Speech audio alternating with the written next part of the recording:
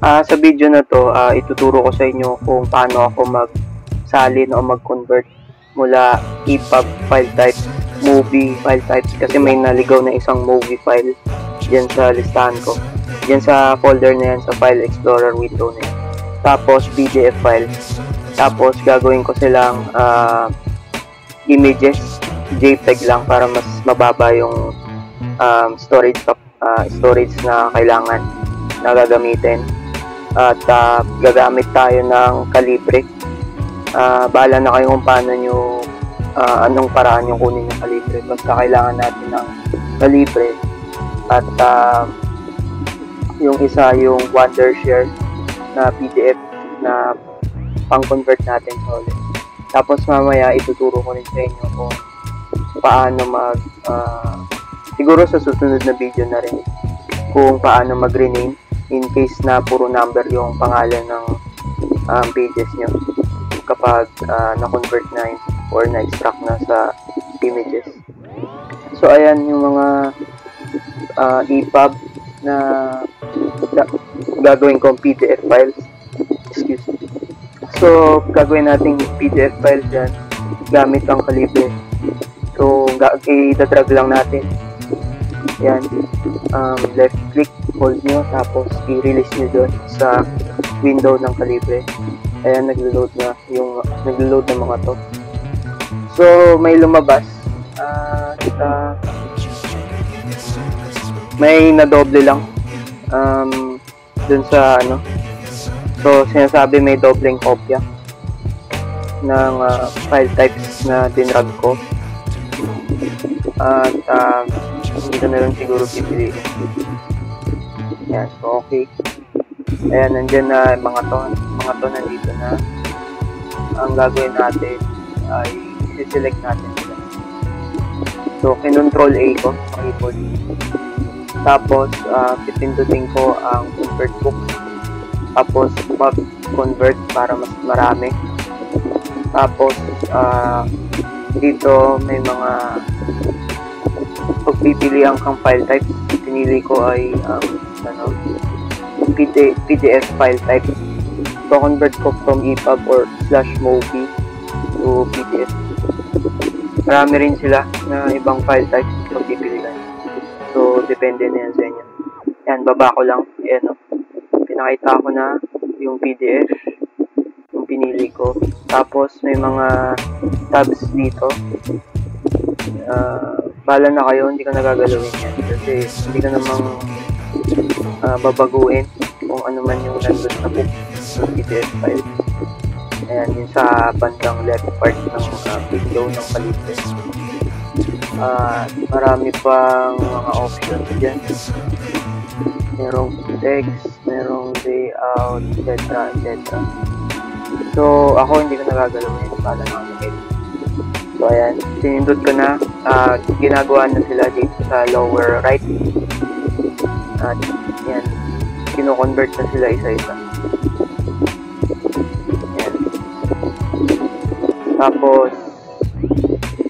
ayan, tapos wag nyo, antayin nyo nakalagay na finish, hindi lang completed. Kasi kino-convert pa yan kapag nakalagay completed. Ayan. So, bali sa settings ko, tatlo per convert. So, i-edit nyo na lang din yan sa settings ng Calibre. Depende na yan sa inyo. Ayan, completed, di pa tapos yan. Ayan, extend ko lang, meron pa completed. Tapos may karugtong pa. Dapat finish nakalagay. Yun yung pinaka 100% talaga. So, naantay ko lang. So, ayun, tapos na i-convert sa PDF from EPUB or movie. Tapos na i-convert sila sa papuntang PDF file type. Ayan sila. Tapos, by tawag dito, by author yung folder.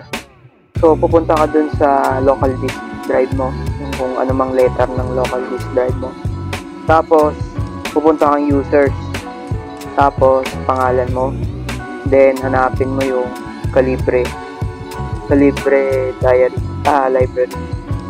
Calibre library. Ayan. Tapos, ito na nga yung mga yun. Tapos, ayan na nga. PDF files na sila. So, di ko alam bakit nandito pa yung mga EPUB.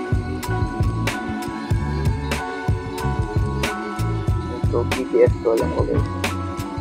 Alt enter ko lang. Ayan, PDF na nga sila. Tapos, susunod kong gagawin is, isa-isahin ko sila. Yung mga PDF lang kukunin ko. For example, itong 2 MB na PDF. Isasali ko sila sa isang folder na puro PDF file types para hindi magulo. Bago pala yun, buburahin ko muna yung mga EPUB na kinonvert natin para mabawas-bawasan yung space. Yung space na ino-occupy nila sa hard disk. So, kasi nakakabagal yan. 500 MB lang lahat. So, buburahin ko na para masyado magulo. Tapos, babalik ako ng dito. Isa-isahin ko na. So, dito, PDF. So, ikakat ko muna para hindi masyado mahaba yung video. So, ayun guys, pinagsama-sama ko na lahat ng mga PDF files dito para hindi magulo. Tapos, ang gagawin natin, ito may doble po. So, ang gagawin natin, yung mga nilagay natin dito, buburahin natin. Para hindi siya masyadong, space, diba? Sulit na yun. So, babawas tayo ng 500 MB. Kasi, pag nagko-convert kayo, guys, yung bukod sa file type na kino-convert niyo, parang yun nagko-clone, dumudoble yung space na gamit. So, imbis na 500 MB yung nagagamit, magiging 1 gig kapag tapos na yung mga na-convert. So, pinalahati lang natin. So, ang gagawin natin ngayon, itong mga PDF na to, alt enter ko lang, ay i-convert ko yan sa images na JPEG file. Tapos, o joint photographic experts group, ibig sabihin ng JPEG file. Medyo malabo yun kasi konti yung mga pixels nila o picture elements na ginagamit. Kasi pag mas maraming picture element o pixels na ginagamit, mas malinaw. Yung JPEG kasi hindi masyado. Kapag portable network graphics ata, PNG, sobrang linaw na. Yun yung kadalasang ginagamit ko file type kapag images. Siguro sa mga piling libro lang, tulad ng siguro mathematics o kasi yung masyadong detalyado kailangan ko PNG ko so depende sa inyo yun guys kung gusto nyo kung JPEG o PNG. So ang gagawin natin ay bubuksan ko ang Wondershare PDF element para ma-convert natin yung mga files na kailangan natin. So, nandito sa Wondershare PDF element, convert tayo by batch para sabay-sabay na. Tuwang ko lang kung kasya to kasi maraming PDF to i-convert selection ko lang tapos alt sus 3 gig kasya yan. Tuwang ko na sa 6 gig ata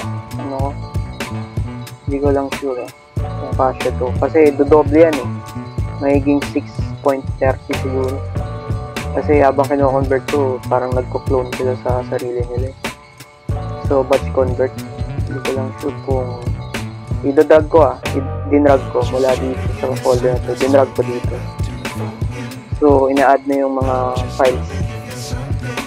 So, andyan yung mga ano ko, pang anatomy, origami, test.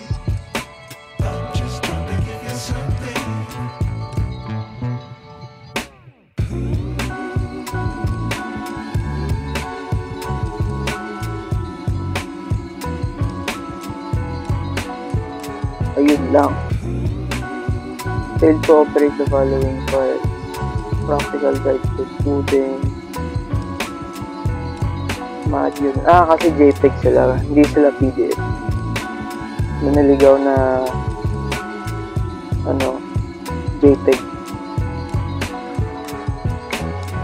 Okay lang natin. So, hindi lahat nasama. Kasi may mga naligaw na JPEG. So, convert natin sa JPEG. Yung bitmap, guys, medyo yan eh. Hindi ko masyado ginagamit. Usually, gumagamit ako ng bitmap kapag gagawa ako ng .ico file type o icon. Kasi pwede rin tayo gumawa ng icon eh. Pero, JPEG o itong dalawa. Hindi ko lang alam kung sino sa dalawa yung mas updated. Ito atang Joint Photography Experts Group, mas luma. JPEG yung medyo updated ata. Yung PNG naman, guys, yan? Yung PNG, Portable Network Graphics ata. Portable Network Graphics.